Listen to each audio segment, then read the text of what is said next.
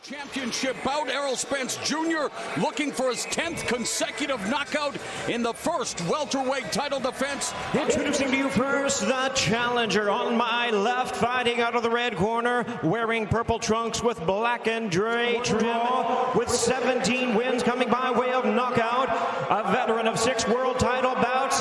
He is currently ranked the IBF number 5 contender. Ladies and gentlemen, please welcome tonight's challenger, the former 2-weight division champion of the world, Lamont Peterson. Coming out of the blue corner, wearing black and white trunks with gold trim. He hails from Dallas, Texas. He weighed in at the welterweight limit of 147 pounds, a 2012 U.S. Olympian welterweight champion of the world, introducing the truth, Errol Spence Jr.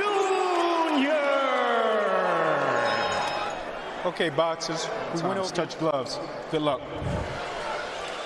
In the sport, enjoying a collegial relationship. Just the 89th round of his pro career as he's about to begin professional round 273. Referee Harvey Dock, round 1. Two pugilistic protagonists. Level of activity starts out early in the fight. Is it dangerous? Spence has recorded 9 straight wins inside the distance. Champion Jermell Charlo at 154, most powerful puncher he's ever sparred with. And the southpaw Spence establishing that jab, and we anticipate seeing when it comes to stuff like that. Times in this round already. And he's already thrown 25 to 26. Yeah, you got to prepare for the kind of battle Errol Spence is going to give you in front of Spence. And what a lot of times what that may do is generate an error or whatnot. Through 11, so he was not too active, according to show stats. I think that was by design from the Yes, I agree. Immediately Spence attacks the ring and got right in Spence's chest. A high volume puncher, loves that jab, and then goes to the body. You know, I thought that Peterson, there's a nice counter right hand by Peterson, and then a left hook to the body by another right hand, Paulie. Yeah, he's getting closer right now because you don't want to leave too many openings in front of Errol Spence. Deposit early, looking for that investment, lands the right hand. Peterson went to help the Olympic team, so they've been in the ring together before. Impressed Money Mayweather when they sparred. Spence doing some really worked a lot on his defense as well. A nice left uppercut, right hand to the body, and left. Spence tells us that killer instinct is instinct, putting pressure on Peterson here in round 2. Not sure that was the best. Errol Spence is steady. He keeps his pace up through the entire fight. He builds us up to a crescendo as Peterson. Straight left to the body by Spence Jr. here in Brooklyn. In this matchup, title holder against the crafty veteran Lamont Peterson.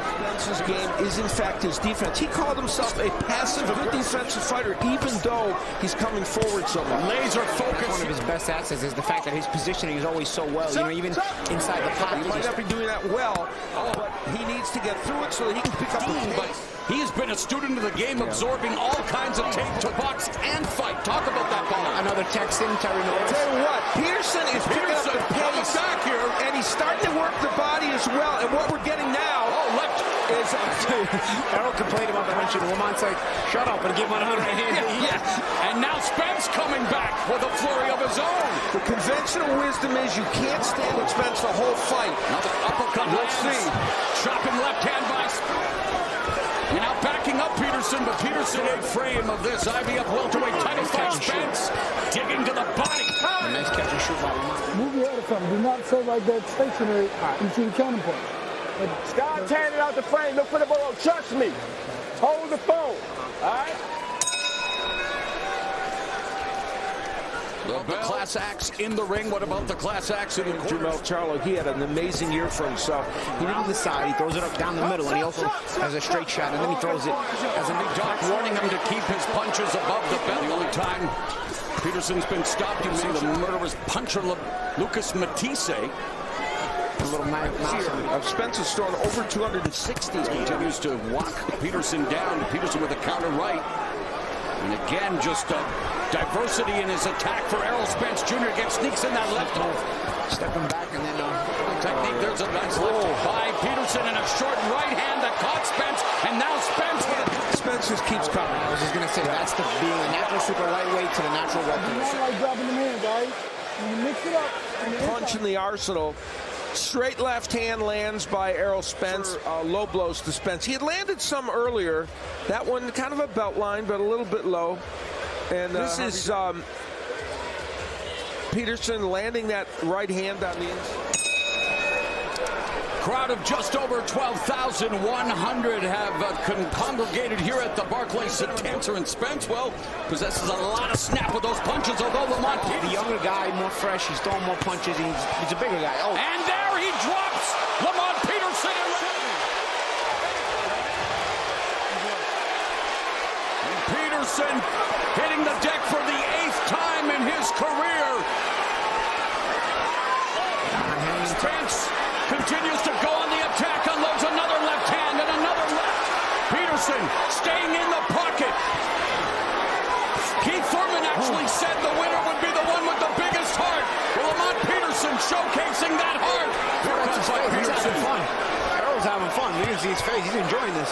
And Lamont Peterson can give Errol Spence, but he watches standing in front of him, Paulie, and making this a firefight. Yeah, he's doing his best. 45 seconds left in the 5th round. Peterson is already been uppercut and a straight left through the guard. Errol Spence strafing Peterson, but it's Peterson with a left hand. Oh, what a fight in Brooklyn.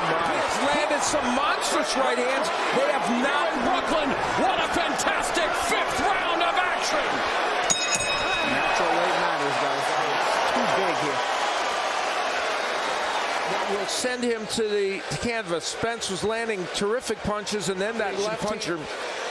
The right hook, I think, stunned him, and then the left off the top. What about Peterson's resilience? Yeah, coming back in this fight. That was one of about 4 exits some early in the fight when he was very competitive. Had a hard time landing it. While Spence really doing everything behind that jab and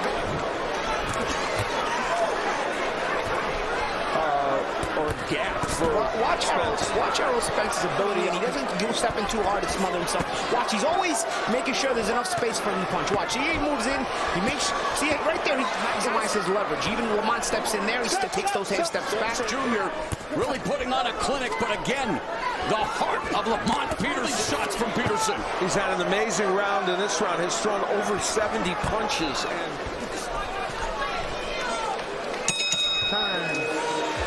You got me more, man. Too much goddamn hot for your own good. I told you about concern from Peterson's trainer and fighter. Lamont Peterson, always someone who wants to go out. Spence continues to feed him a steady dose. We'll see if he can continue. And being in this kind of fight, I'm showing a lot of wrinkles. Change, you see little subtle changes in angles. 19 knockouts going back to the 2012 Olympics. Pegged as the Olympian that was most likely to succeed on the men's side. You know, when you look at Errol Spence, you think we should be able to be hit. And at this point, he's also in the mind of Lamont. Yeah. And here we're showing different wrinkles, like you mentioned, Paulie, with the footwork, the angle, and then facets of Lamont Peterson's anatomy. Even the jab.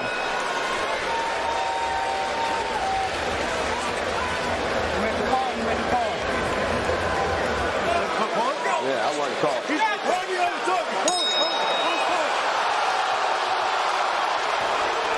The fight has been stopped. Errol Spence Jr. records his consecutive stoppage win.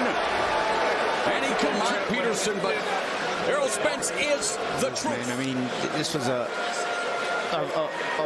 he was just ruthless. Hand that, as you said, was to the temple area and lost his equilibrium and went down.